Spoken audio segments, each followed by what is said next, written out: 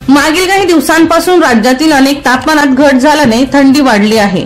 जळगाव जिल्ह्यात देखील थंडी वाढली असून यातच बंगालच्या उपसागरात निर्माण झालेल्या चक्रीवादळामुळे राज्यात पुढील 5 दिवस थंडीचा कडाका राहणार असल्याचे हवामान विभागाने म्हटले आहे। दक्षिण भारतातील चक्रीवादळ आणि कमी दाबाचे क्षेत्र निर्माण झाल्याने उत्तर भारतातून येणाऱ्या थंड वाऱ्यांचा वेग वाढला आहे। यामुळे पुढील 3 दिवसात तापमान 10 अंशावर घसरणार असल्याने जिल्ह्यात थंडीचा कडाका जाणवणार आहे। दरम्यान मंगळवारी पहाटे तापमान 11.5 अंशावर आले होते। 29 नोव्हेंबर पर्यंत जिल्ह्यात गारठा निर्माण होणार आहे।